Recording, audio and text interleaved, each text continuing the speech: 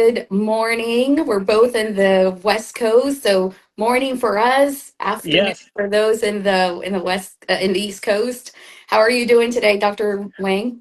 I'm good, Myra. Welcome. Good morning, everyone. Happy to be here and happy to talk about porphyria. I'm excited. We have a lot of anticipation, lots of questions that have made it in already, but in the interest of time, just wanted to give a little bit of a minute for people to join. But as people are joining, let me tell you a little bit about myself and then I'll hand it over to Dr. Bruce Wang. My name is Myra Martinez. I live with AIP. I have been for the last 4.5 years, coming on to the fifth year, but of course, like most individuals who have AIP or have lived through a nightmare with AIP, I was once upon a time paralyzed, and the attacks have been nonstop and never ending ever since I got diagnosed. But I am excited that I'm in the process myself of considering liver transplantation right now, which I'm excited that we're going to get to a conversation about that tomorrow. But I'm sure we have some questions about that today that will be addressed as well, Dr. Wang. So I work with the UPA. I absolutely love working with patients, specifically because once I was diagnosed, for the longest time, did not know a single soul that had porphyria. And I thought there's just no way. There's got to be a community that exists that has other people that have the same disease. And the lack of not having specifically a disease, I found that it was necessary for me to, oh, let me fix my camera there. It was necessary for me to, figure out specifically how to create that community. So therefore, I created that community alongside with UPA. The ambassador program has allowed us to be able to connect with other patients. So I'm excited about that. So in the interest of time, let me kick it over to you, Dr. Wang, and you tell us a little bit about yourself. Introduce Oh, yourself. okay. Thanks, Myra. So, hi, everyone. My name is Bruce Wang. I'm a hepatologist based at University of California, San Francisco. I run the Porphyria Research Center here and run the UCSF Porphyria Clinic. I've been a part of the US Porphyrias Consortium over the past dozen or so years. We're here to talk about porphyria. I'm here to answer any questions that you guys may have. We usually end up, running out of time to answer all the questions. So I think the folks at the UPA will write down all of the questions on the chat. I think this is going to be available on video, but then afterwards I will try to answer via writing or sometimes in a video to try to answer all the unanswered questions that we can't get to at the end of today. Fabulous. Before we get to the very first question, then, and once again, welcome. Really appreciate the fact that you are giving us your time on a Saturday, nonetheless, where you could be with your family. So, thank you so much for being so committed to this community. So, before we get started, just a couple of housekeeping rules. As you come up with any questions that you would like for Dr. Wang to answer, please do us a favor, write them in the chat. We have someone monitoring the chat and they will go ahead and put them in the order as they are coming in, and they will be addressed. I will ask the question to Dr. Wang and he will respond. If we cannot get to it, as he said, we will ensure that a response is given one way or another. Let's be respectful, please. Let's keep in mind that we have all various types of cultures within this community, so let's be respectful to one another. No inappropriate language and or personal attacks, or you will be removed from the chat. So with that, let's kick it off with the first question, Dr. Wang. This is an AIP question. I have AIP with dysautonomia, 42 years old, currently on Givlaari. My symptoms have seemed to have gotten worse with my periods. Would you advise for me to perhaps lower the YAS dose along with Mirena UAD, because it seems like that has made my pain and my nausea worse? Can that be the case? Yeah. So really good question. I'm going to since we're starting off, I'm going to preface this answer preceded with just a little brief overview of AIP and what we think causes the symptoms and what current treatments for AIP are targeted against. Because then I think we can then get into the nuances of answering this specific question. So in AIP, and this is true for variegate porphyria and hereditary coproporphyria as well, there's a underlying genetic mutation, but it causes abnormal accumulation in the body of two chemicals, ALA, or delta amino levulinate acid, and PBG, or porphobilinogen. And we think it's the abnormally high levels of these two chemicals that causes all of the different symptoms related to acute porphyria attacks.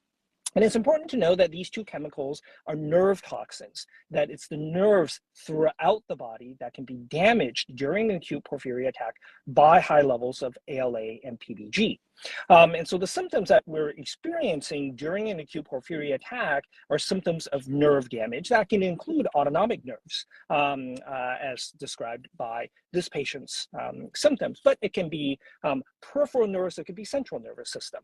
But we think that the nerves that are most sensitive to high levels of ALA and PBG are likely the nerves that innervate the intestines, which is why abdominal pain is essentially universal in patients with acute porphyria attacks. And the mainstays of treatment that we have, the two main forms of treatment, whether it's heme treatment in the US with panhematin, which is specifically aimed towards lowering levels of ALA and PBG by giving the body heme. It's essentially telling the body, stop trying to make more heme, which then stops the ongoing accumulation of more ALA and PBG, or with Givlaari, which is a medication that inhibits the very first step of heme biosynthesis, which effectively has the similar effects as panhematin, but a little bit more long lasting, which is the overall goal is to lower the levels of ALA and PBG, and then the ongoing neurologic damage, then further neurologic damage stops, and then if the treatment can be started in time, then the symptoms can go away. So now let's go back to this patient's particular question about autonomic symptoms. And ongoing autonomic symptoms is somebody who's on Givlaari. Typically, this indicates, this is probably in a patient who has had multiple attacks in their lifetime. And so what I just talked about, every attack is an episode of neurologic damage, right? And nerves, unfortunately, are one of the cells in our body that take a long time to heal. And sometimes with either repeated episodes of nerve damage, or you can have permanent nerve damage just from one severe and prolonged acute attack. You can have residual nerve damage even when the body no longer accumulates ALA and PBG. Okay, so in this particular, for this patient, I would say the other alternative treatment, additional treatment options, I think depend a lot on what your ALA and PBG levels are at this point. So around the menstrual cycle, with changing levels of hormones in the body, and we think that progesterone probably triggers heme production in the body more so than estrogen. And its changing levels of progesterone can trigger an acute porphyria attack by causing the body to accumulate more ALA and PBG. So what I would recommend in this case is to be checking urine around the time of your menstrual cycle, and see if the levels of ALA and PBG change from your baseline levels during latter stages of your menstrual cycle. If there's evidence that the ALA and PBG are going up, right, even despite being on Givlaari, then I think hormone treatments to suppress changing levels, cycling levels of progesterone may be helpful in that case.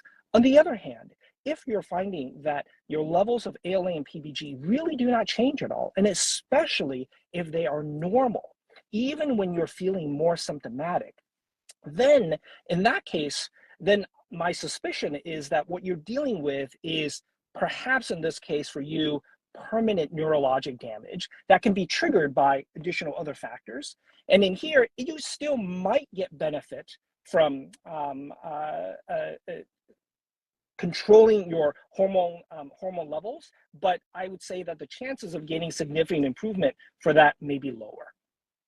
So Got it. kind of a complicated answer, but I think that was a really good question. Allows us to discuss some of the general points about AIP that I think can help some of the other questions that will come up today. Absolutely. And it really plays into how critical it is to constantly be checking those ALA and PBG levels throughout the month because even though we might be on Givlaari, like you said, it should fluctuate. We should be able to see that fluctuation, especially for those of us that are very symptomatic. Correct. Yeah, I'd say, I really want to emphasize the importance of knowing the ALA and PBG levels. This is true at the beginning when we're trying to make a diagnosis of any of the acute hepatic porphyrias that present with symptoms. Because if you're having an acute porphyria attack, we should be able to detect really high levels of ALA and PBG. And both of our treatments, heme and Givlaari, their goals are to lower or normalize ALA and PBG values. And so in order to figure out and how to guide our treatment, what is the frequency that someone should be getting their heme treatment, or even the frequency and duration of their of the Givlaari treatment, really depends a lot on biochemically what are the ALA and PBG levels doing in the body. And the levels are really high, especially during acute attacks. So I want to emphasize that when we're checking urine for ALA and PBG, again, we can check in urine. There's no need for a blood test to do this. And you should do this on a random urine test. There's no need to do a 24-hour urine collection. Perfect. Thank you for explaining that, Dr. Wang. This is a similar question related, but from a different patient, specifically is wondering about Lupron. It says, I'm wondering about Lupron for my 18-year-old daughter with AIP as well. Is it safe? Is it effective for helping to minimize the attacks? Right. So, I'll talk about maybe I'll use this question to talk about slightly broader topics about medication safety and especially safety of hormone treatments in the AHPs, and then as well as GnRH agonist medications that can be used to control or minimize cycling hormones. Okay, so first about safety of hormone treatments for patients with any of the acute porphyrias. Okay, and in fact, we could probably expand this to talk just more in general about medication safety for acute porphyria patients in general. We think about medication safety in patients with the acute porphyrias because many medications have to be metabolized or broken down by the liver before the body can get rid of them. Okay, the same is true for hormones. When we have higher levels of any of the sex hormones, estrogen, progesterone, testosterone, right? Those higher levels of hormones also have to be broken down by the liver before they are excreted by the body, and also for the body to stop responding to really high levels of hormones all the time, right? The hormones the hormones signal something to the body, but we don't want that signal to be present all the time. And the way the body deals with that is to break down those signals, and the liver is the organ that does that.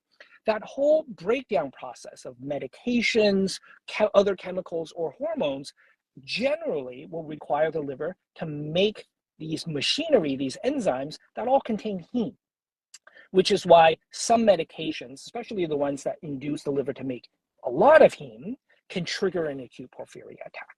Okay, now the exact amount of risk depends on a variety of factors, chief of which is the medication, all right? But there are also other genetic factors that may be patient specific, okay? So that tells us about part of the equation of the risk. But the other part of the risk is how severe somebody or how likely somebody is to have an acute porphyria attack, right? So in patients who have never had an acute porphyria attack in their lifetime, who have normal levels of ALA and PBG, that patient probably has a lower risk of developing an acute attack from taking the exact same medication as a patient who has frequent recurrent attacks and has high levels of ALA and PBG already at baseline, even when they're feeling at their typical self. right? Because that second patient, their body is already at a state where they're probably already, making a little bit too much heme than what their defective enzyme can handle. So any additional insult might tip that patient over into accumulating just a little bit too much higher ALA and PBG and start having a symptomatic attack. Whereas the first patient who has, never had an attack, the levels of ALA and PBG, their risk is probably very relatively low. Okay. I just got a message that my sound is coming off quiet. Myra, are you having trouble hearing me as I can well? hear you loud and clear Okay. on my end. Okay. If anyone else is having trouble, would you please tell us in the chat so that we can monitor and let us know if the sound is a little bit quiet on your end. I can hear it loud and clear without a problem. Yeah.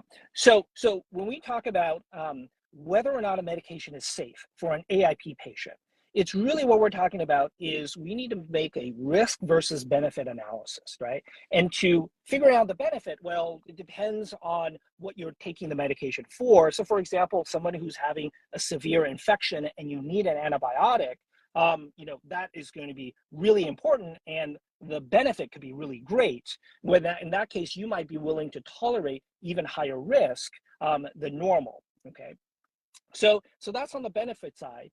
On the risk side, in this case, it really depends on what your, have you ever had an acute attack? Are you somebody who's having frequent recurrent attacks? What are your levels of ALA and PBG? Okay, that helps determine the relative level of risk. And then you can, using that, you can make a determination about whether a medication is safe or not, or is it worth, should I be taking this medication or not? Okay, now when we're talking about hormone replacement therapy or other kinds of hormone therapy in general, medications, treatments that include progesterone tend to be more dangerous than ones that contain just estrogen. Okay, that's very generally. All right. And then also with GnRH agonists, which are medications that are used to try to minimize the cycling of hormone changes in a person who's still actively menstruating, those are generally safe for use in patients with acute porphyria. Those have not been shown to trigger acute attacks, but their efficacy in minimizing or preventing acute attacks is not very good. And I would not use that as a first-line treatment in somebody who's having menstrual-related acute attacks. In that case, if you're having regular menstrual-related acute attacks, I would consider Givlaari instead as a way to prevent attacks. Okay. And what if the person is on Givlaari and they are interested in also, they continuously get these attacks? Should that be a viable option, getting on Lupron?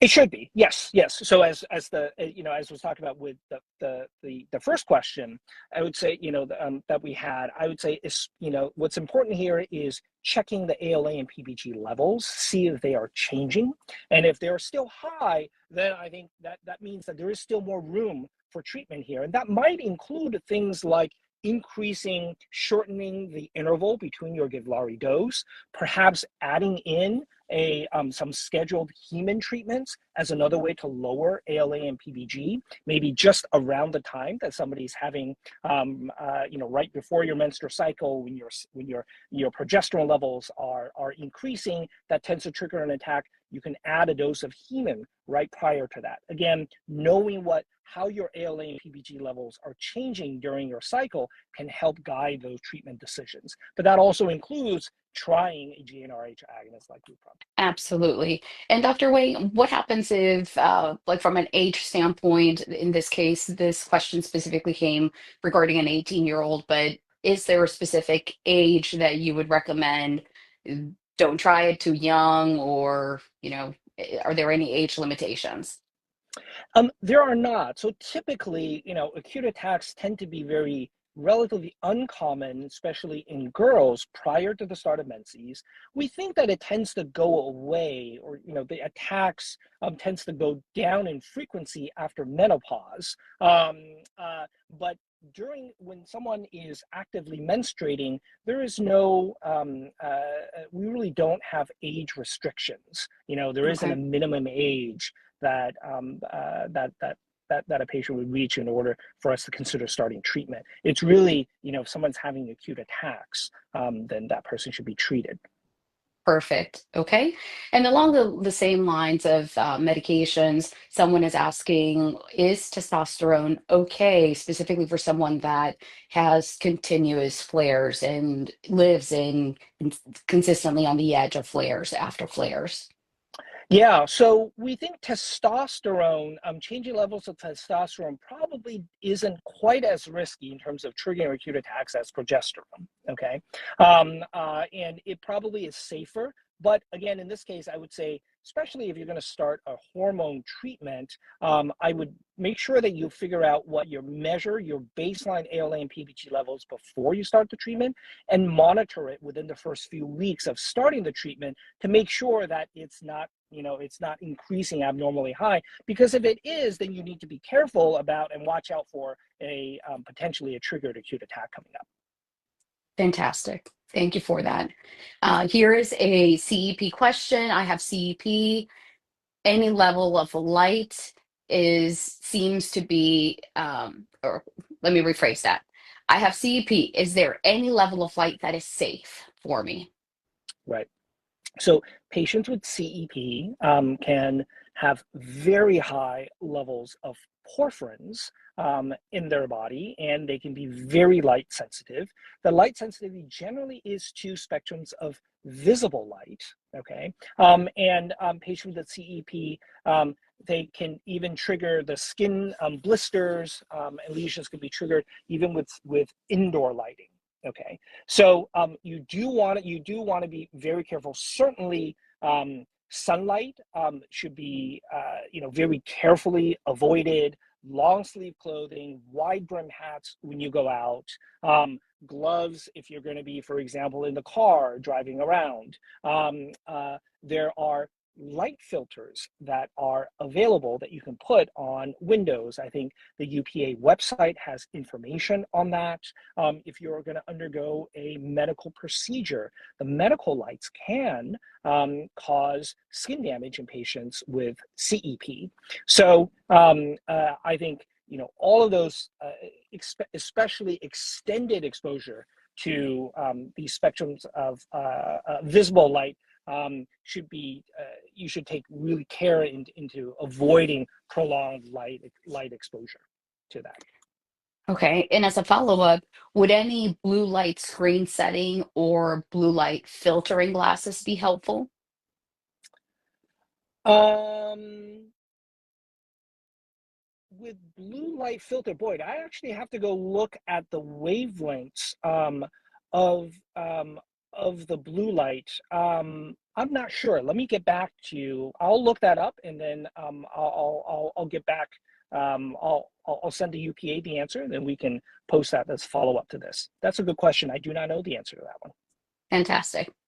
This is the first time I've heard you not have the answer to something, and I've been following you for quite a while, Dr. Wang. But thank you for making the commitment to get us that answer. This Yeah. is a VP question, and they say, are low iron and ferritin levels common in VP and low hemoglobin and uh, hematrosit levels? They tend to Okay. be on the low side. Is that normal? Okay, all right. So I think this is a question about iron deficiency and anemia and red blood cell counts. That's not typically seen in patients with varigate porphyria. The two porphyrias where we tend to see this are, number one, in CEP patients, especially severe patients with severe CEP, the really high porphyrin levels can cause the red blood cells to lyse, and those patients may be transfusion dependent. The other condition where we tend to see this is in EPP. EPP patients can have, but tends to be a relatively mild iron deficiency anemia. In varigate porphyria, I don't oftentimes see anemia and iron deficiency as typically being associated with varigate porphyria. Now, iron deficiency and iron deficiency anemia is quite common in the general population. And the first thing that I would think about is a potential source of bleeding somewhere in the body. So if you're having iron deficiency anemia, I think the first place to go look for is to see if there's any signs of bleeding in the intestinal tract, because I'm not aware of variegate porphyria itself inhibiting significantly red blood cell production, causing anemia, and it certainly doesn't inhibit iron absorption, and so wouldn't cause iron deficiency anemia as far as I'm aware of. Okay, fantastic. Um, are any defects in fetch gene related to EPP? I'm not quite sure So, what the rest of the question there is, but there is a sure. follow-up. Give me one quick second, and that follow-up is even if it in some place unexpected. Okay, so EPP, or if you talk about protoporphyria in general, there are two genes that can be mutated that can cause abnormal accumulation of protoporphyrins in the body, primarily first in the red blood cells, and then can be released into the bloodstream.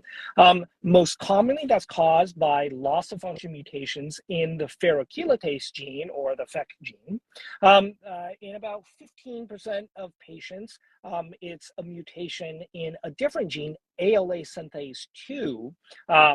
It's a gain of function mutation where the ALA synthase 2 enzyme is hyperactive in the red blood cells, and that can also cause high levels of protoporphyrins. So in ferrochelatase mutations, not all mutations in ferrochelatase gene are guaranteed to cause abnormal high levels of protoporphyrins and cause EPP. For example, there's a very common mutation in the general population, especially in patients of Caucasian descent, where the mutation causes a slight defect in the ferrochelatase gene. Patients who have 2 copies of that particular mutation still have enough ferrochelatase enzyme activity that they do not abnormally accumulate protoporphyrins, and they don't have symptomatic EPP. So it does matter in EPP with ferrochelatase mutations which types of mutation that you have. Now, to make the diagnosis of EPP, I would still really highly emphasize and recommend doing blood tests, in this case, looking in red blood cells to actually measure protoporphyrin levels. Okay. Right? That is still the diagnostic test of choice for a biochemical diagnosis of EPP, and then we can confirm it with genetic testing. Fantastic. Thank you for that. This is a patient, excuse me, from Texas who is currently very symptomatic. And her question is, should I be hospitalized for every heme treatment? Every time I go into a flare, I get the heme, but I am sent home immediately right after the treatment. Right. So I think it really depends on the severity of the attacks. Okay. But I will say that I think so in my practice, how I advise my patients with recurrent attacks of any of the acute porphyrias is I prefer to start treatment earlier, before the symptoms get so severe that you cannot eat or drink anymore at home, that you're nauseous and you're throwing up all the time, and that you need high doses of opiate pain medications to manage the symptoms. That's waiting too long, okay? That I'd much rather that, because for most patients, the symptoms of the attacks are pretty consistent from one episode to another. Over time, patients with recurrent acute porphyria attacks know when they're having another attack. So what I tell my patients is, let me know early on, within the first 24 hours, certainly within the first 48 hours, that you're having symptoms, right? Maybe in the first 12 hours, you feel the symptoms coming on, they're pretty mild. Maybe, you can try to, write it out home, we can wait a little bit. But if the symptoms are going on for 24 hours and they are increasing in intensity, we should start treatment. And in that case, if we can start treatment early, where you're not to the point of having severe nausea, vomiting, abdominal pain, then I actually would prefer it if we can do the treatment as an outpatient in the infusion center, where you don't have to go through the emergency room and have to be hospitalized and inpatient. We can get things set up so that you can go to a local infusion center, get a dose of heme, get some other IV hydration, then you can go home for the day and you come back the next day, get a second dose. And we oftentimes, if we need to, get 3 or 4 doses done as an outpatient. And most of my patients tend to prefer that route than the alternative, certainly, of having to go through an emergency room and then having to be hospitalized, be as an inpatient for a couple of days, getting the heme, right? So, but I think for that to work, for this outpatient heme treatment to work, I think the key there is getting the treatment on early, not waiting until you're very symptomatic, where you're very uncomfortable at home and you need more symptomatic medications than what can be provided at home. In that case, you probably should go to the hospital for at least the first maybe 24 hours until you're able to eat or drink and can comfortably sleep through the night. Then you can consider going home. Fantastic. Thank you. This is an HCP question. Can porphyria cause issues with mast cell MCAS and histamine also be a trigger? Our 10-year-old just received MCAS diagnosis on top of HCP, just looking for insight. Right. So I have seen patients with mast cell activation syndrome who presented with acute porphyria-like symptoms. So sometimes, that could be when I've evaluated a patient for a potential diagnosis of acute porphyria, we end up making a diagnosis of mast cell activation syndrome instead. So that I've seen. I don't oftentimes see acute porphyria patients, this is true for AIP, VP, or HCP, triggering necessarily a mast cell activation. But I guess I wouldn't rule that out. The way that I would try to answer that question in this case would be, again, to check ALA and PBG levels. If when you're having a flare of your mast cell activation, if you're having higher levels of ALA and PBG, well, then we should probably treat the acute attack first, and then see if that helps prevent additional mast cell activation episodes. So there's a way to dissociate, to figure out and separate the two there. Okay, great.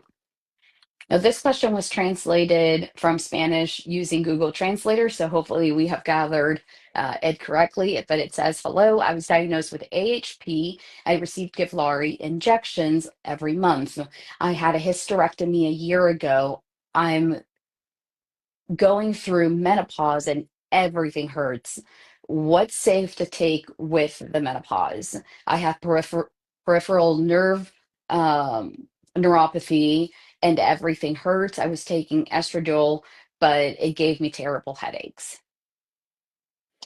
Yeah, so I think for our recurrent acute porphyria patients, going through the perimenopausal period where the body's hormone levels are fluctuating and changing can be a challenging time.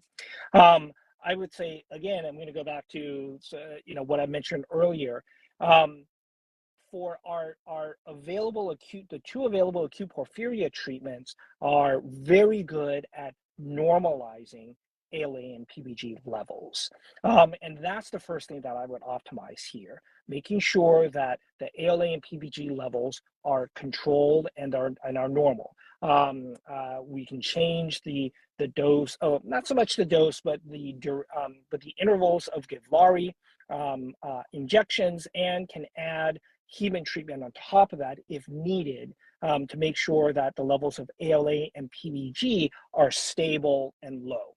So that's the first thing I would do, is make sure that we've reached that state, okay? And then you figure out, all right, if my ALA and PBG are normal, and they remain normal, if I'm still having symptoms, then we can start figuring out how to best address those additional symptoms. And again, sometimes hormone replacement treatments can be helpful here. In general, I would say estrogen containing only treatments are probably safer than progesterone, ones that include progesterone. But in here, again, we can use the levels of ALA and PBG to help guide us for that. If you're having very good control of your ALA and PBG levels from heme and Givlaari treatment, then perhaps that, we can even risk starting some other treatments that normally could increase your ALA and PBG levels, because we have these two other medications on board that can control that. Great. Could allergies and food sensitivities trigger a porphyria attack?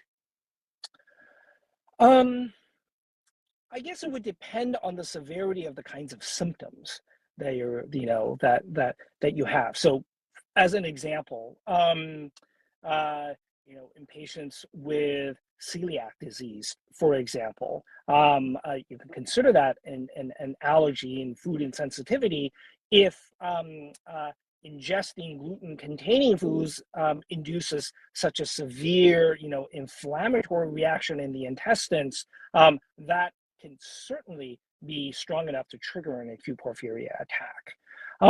So I would say it really depends on the severity of the allergy and the type of allergy manifestations that occur.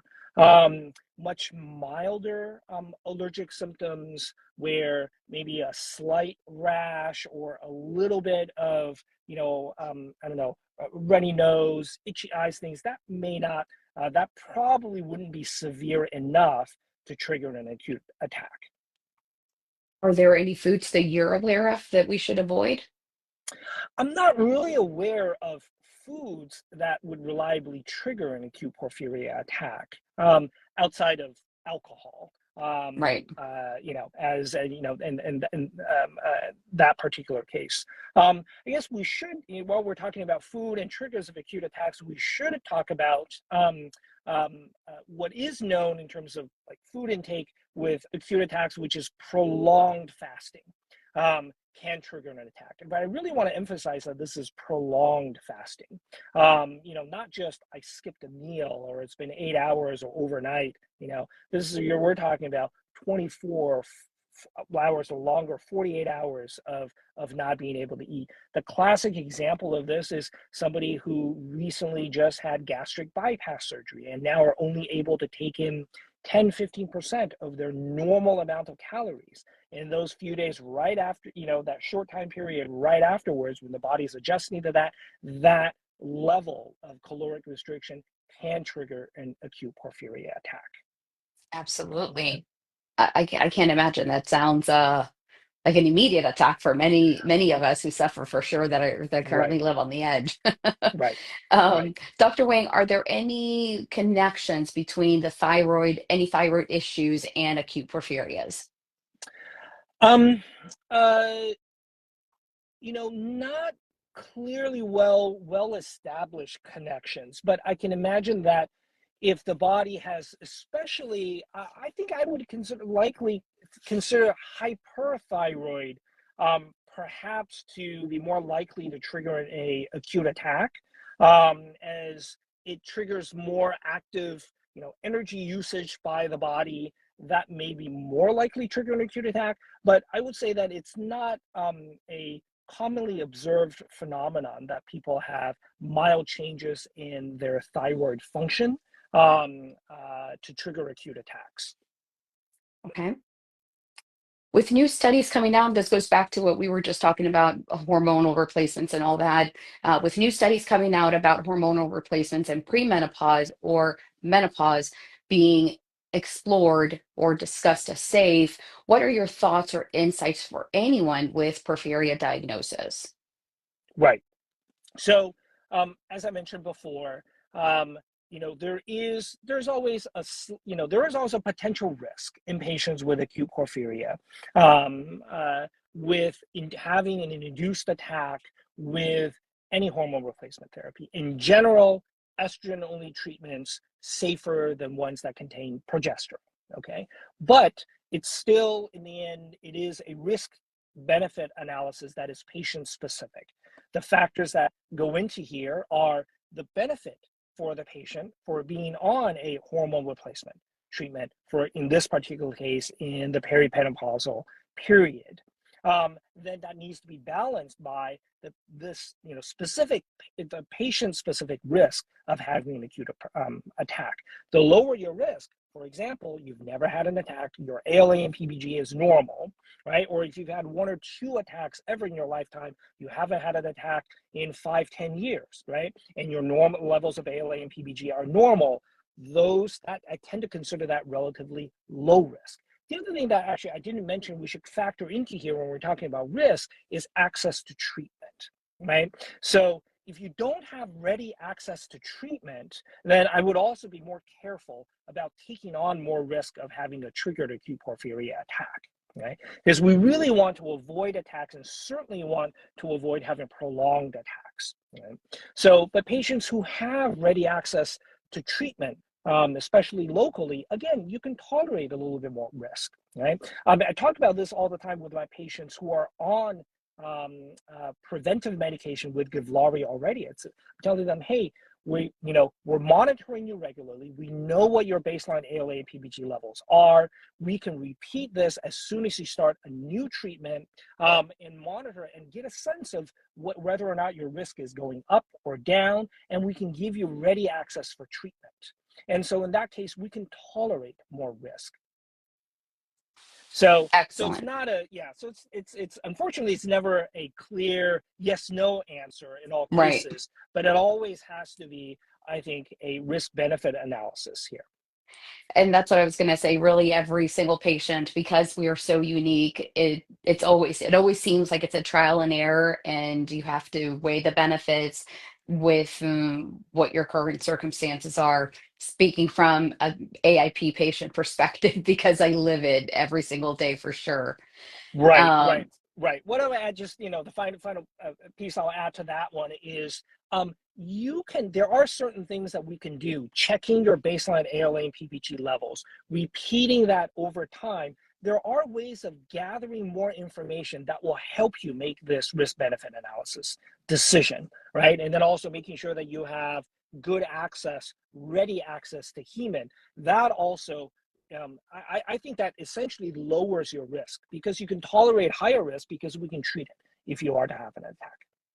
for sure, for sure. Well, we're going to power through. We only have the next 15 minutes. We're going to power through to as many questions as possible. The next question, can Botox, implants, tattoos, could any of these cause an attack?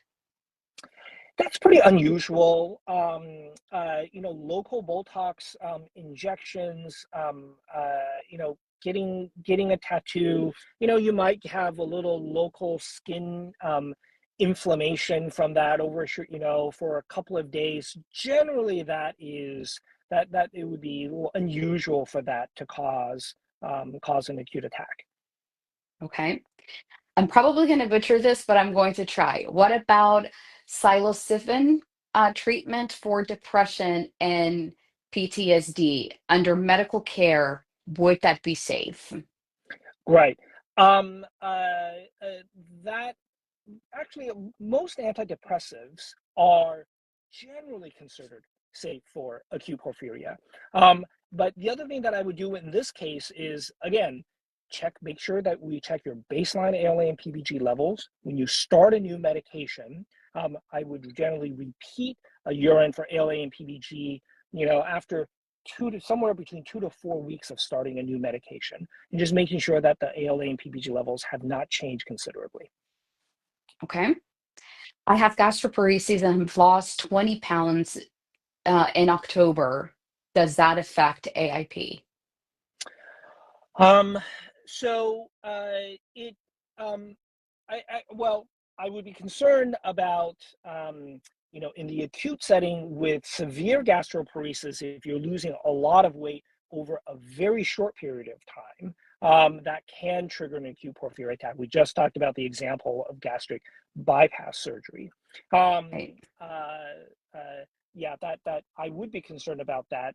I think you can probably get a better idea of your actual risk, again, if we can monitor your ALA and PBG levels. Okay. Excellent. And, for those of us that live consistently on the edge of one attack after another, is trazodone considered safe? Trazodone generally would be considered safe. Excellent. For CEP, based on recent lab results, hemoglobin 10.3, low MCV, and MCV. normal ferritin around 52, is phlebotomy an appropriate option for me? Um, so I want to clarify a little bit. What kind of underlying porphyria this is? Do we know This is what kind of this is underlying porphyria this is? CEP, and there is a Uh-huh. follow-up. It says, I Yeah. am concerned about her hemoglobin. I think this is a mother writing on behalf of a daughter. I am concerned about her hemoglobin. It's already low. She does not have iron overload. Could you please advise whether phlebotomy is suitable for her or not? So I'm not sure why phlebotomy is being recommended here in a patient with CEP.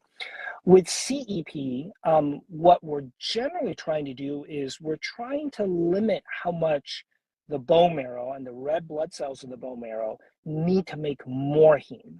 And so, one of the treatments for patients with more severe CEP is actually hypertransfusions, where we're trying to give the patient more red blood cells in an effort to try to tell the bone marrow to stop trying to make more heme. So, I generally would advise against doing any phlebotomies in a CEP patient. Um, the one condition, one porphyria where we do phlebotomies as a form of treatment is for porphyria cutanea tarda, PCT.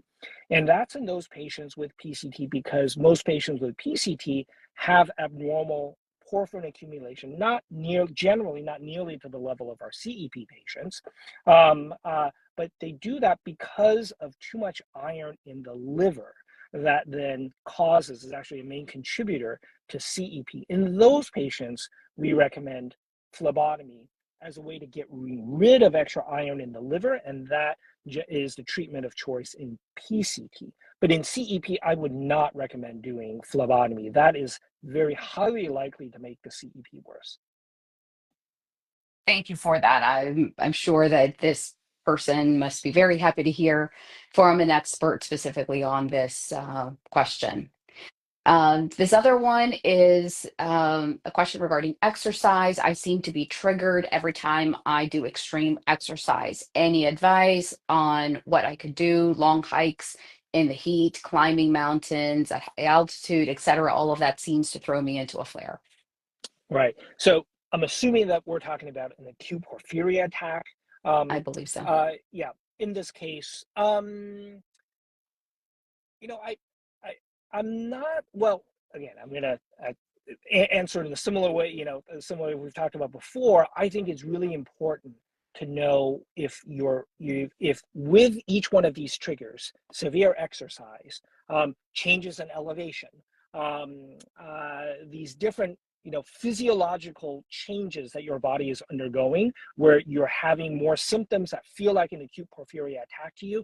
I think it's important for us to see if the levels of ALA and PBG are changing. Okay, I could see, for example, somebody who has a extreme amount of exercise. You go run a marathon. That can trigger potentially an acute attack.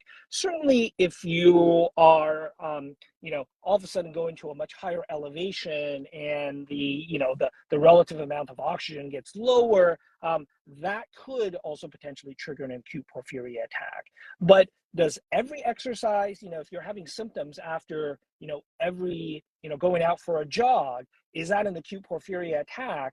I'm not sure because that doesn't seem like the severe amount of physiological change that would trigger it.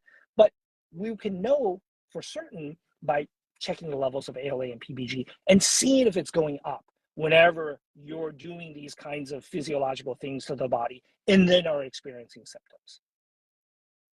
Because I it may be agree. that some of these really are triggering attacks, but perhaps not all of them. Right.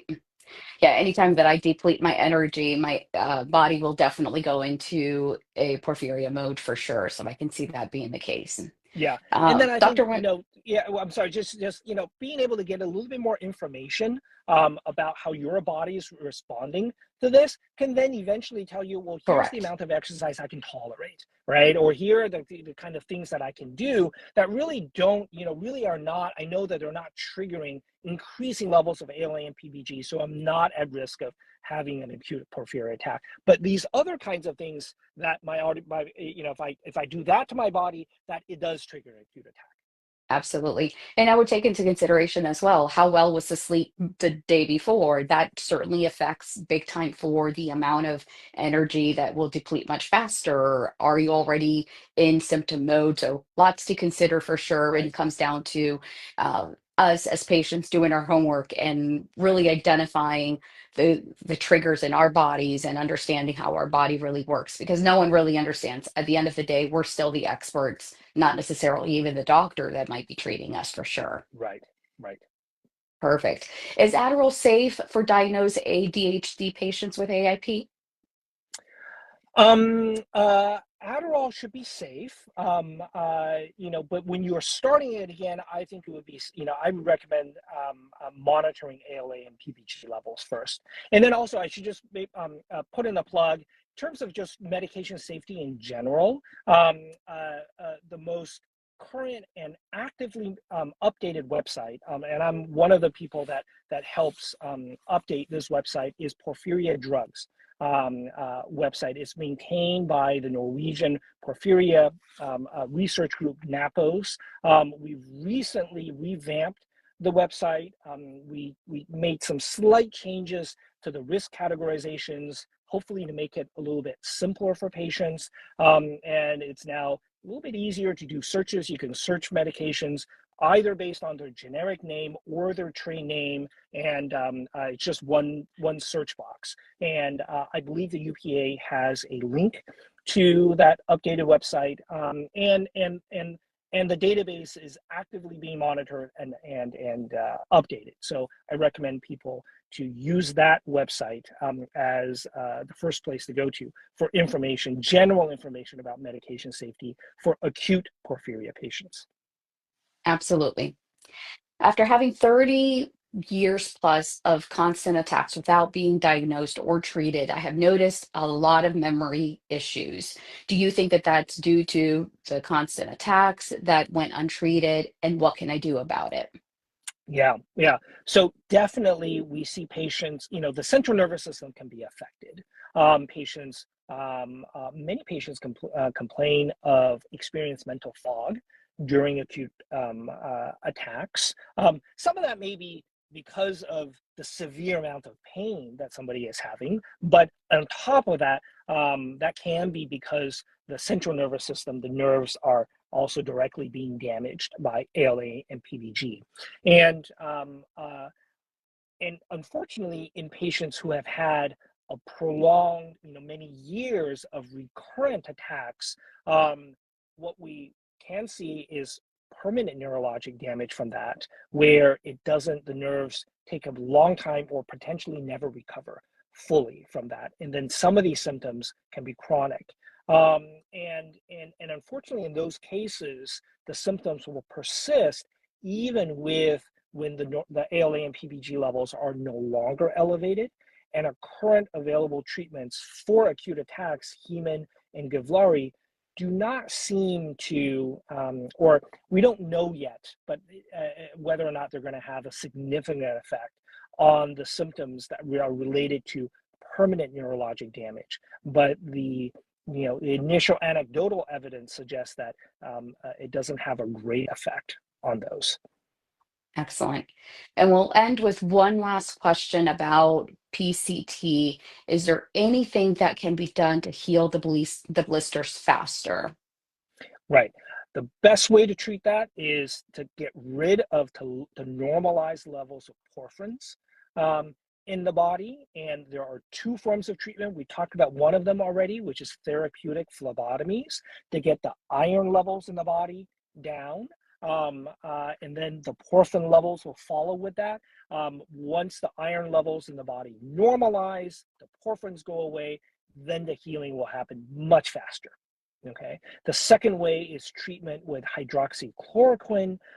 It is a medication that has been used to treat malaria infections. We use it at a much lower dose in PCT patients. That medication gets rid of porphyrins from the liver, and it seems to have the same efficacy as therapeutic phlebotomy. So I would say the first thing to do is make sure that you're getting at least one of, either one of those definitive treatments to lower the porphyrin levels. In the meantime, because patients with PCT, the skin can be quite fragile, they rip, they blister, they rip easily, they take a long time to heal. Do pay attention to just general wound management. Make sure that the skin gets well hydrated. If you do have open wounds, put the appropriate dressing on them. But there really isn't much that we can do to increase the healing time until we treat the PCT and get rid of the high levels of porphyrins. Fantastic. Dr. Wang, thank you so much. It has been quite the pleasure. It's been literally one rapid fire response after another. So I appreciate your brain, everything that you constantly give the UPA, and I commend you for everything that you're currently doing for our community. Just like the UPA is committed, guys, to consistently bringing you educational classes, opportunities to come together such as this to ensure that we have a place where we can continue to grow and learn together as a community.